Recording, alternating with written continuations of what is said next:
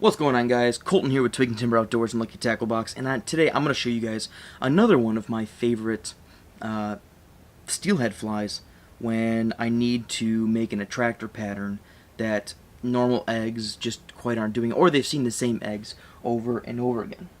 So right now, in the vise, I have a size 8 scud pupa hook. Now you can use an egg hook if you'd like to. This is just what I had on hand, and to be honest, I don't really notice that much of a difference. The fish don't either.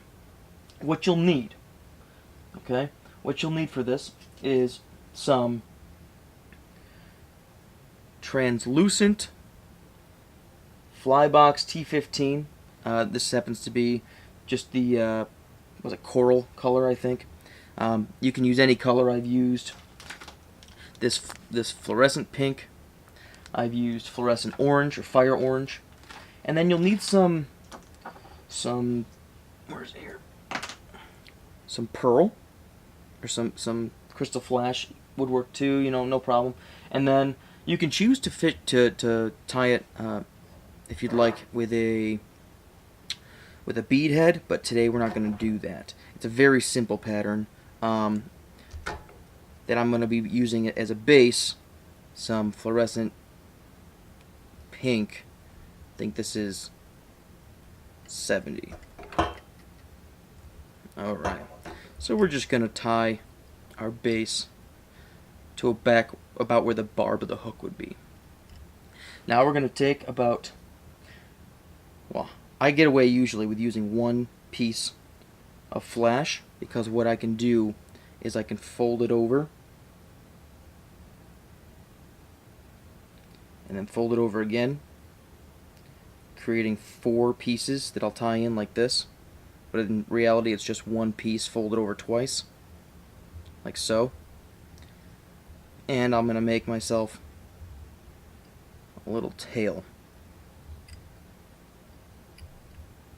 and from there I can snip this about a hook's shank's worth back. Experiment with tail size. You can always, if you cut them longer right now, you might have a better time later on with trimming. So it's always an option.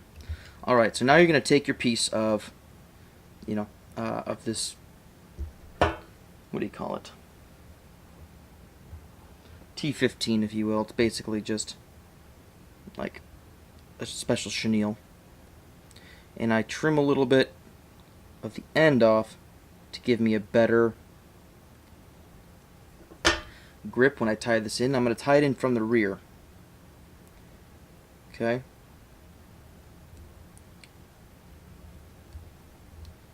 Alright. So I'm going to tie it, and I'm going to give myself a little room up front there, because if I do this, just give myself a little half hitch, that leaves me some room for my head. Alright, so now, preening it rearward, I'm going to go the other way, because it seems to want to go that way. I let the material tell me which way it needs to go. I'm going to constantly thought about spinning this, but it might just be easier to do this way.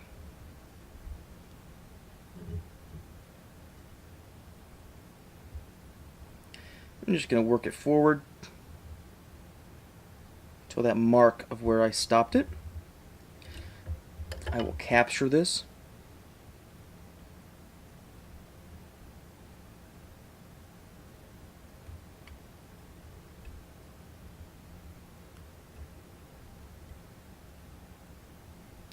And I'll snip it off close.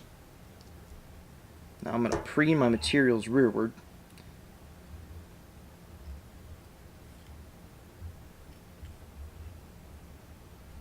And take the opportunity to make a little hot spot for yourself.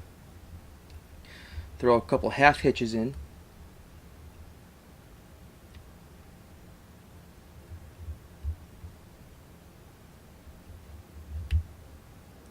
And snip that close.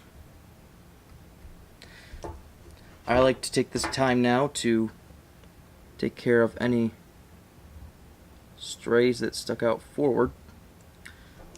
And then a lot of guys use UV, but with steelhead, I tie so many of these flies that throw a little super glue up top there.